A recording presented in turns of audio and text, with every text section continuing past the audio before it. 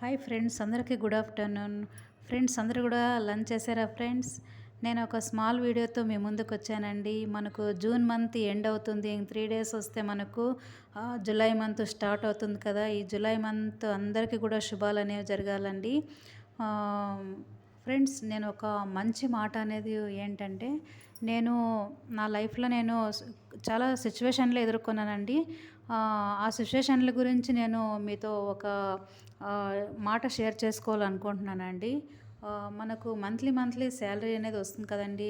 మనకు ఏదో ఒక జాబ్ చేస్తూ ఉంటాము, బిజినెస్ చేస్తూ ఉంటాము. అందులో మనకు 10,000, 20,000, మనకు ₹1,00,000 కానీ రావచ్చండి. మనం ఎంత సంపాదిస్తున్నామో 10,000 సంపాదిస్తే ఆ 10,000 సంపాదనలో మనము ఒక ₹1,000 పక్కన పెట్టేసేయాలండి. 1 ఇయర్ వరకు నెల 20,000 వస్తే ఆ ₹2,000 పక్కన పెట్టేయాలి.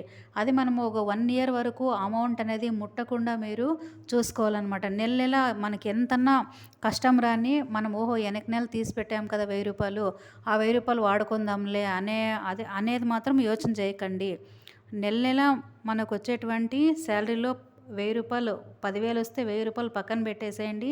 మళ్ళీ నెక్స్ట్ మంత్ వచ్చిందనుకోండి, నెక్స్ట్ మంత్ శాలరీలో కూడా ₹1,000 పక్కన పెట్టేసేయండి. అలా ఈ మంత్ కష్టం వచ్చిందని వెనక నెల పెట్టేసాం కదా, అది తీసుకుందాము, వాడదాము ₹2,000 అనే మాట వద్దు. అలా 1 ఇయర్ దాన్ని పక్కన పెట్టేసి యూజ్ చేయకండి.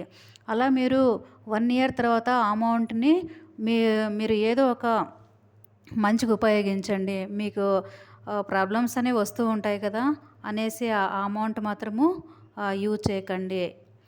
ఫ్రెండ్స్, ఇలా పొదుపు చేసుకోవడం వల్ల మనకు మంత్లీ వచ్చేటువంటి శాలరీలో ఇంటి ఖర్చులు కానీ అవి ఇవి షాపింగ్స్ అక్కడ ఇక్కడ అన్నీ చూసుకుంటాము. అయినా కూడా మనకు ఎమర్జెన్సీ అమౌంట్ అనేది ఒక ₹1,000 నుంచి స్టార్ట్ చేసి 10,000 వస్తే ఒక ₹1,000 అనేది పక్కన పెట్టేసేయండి.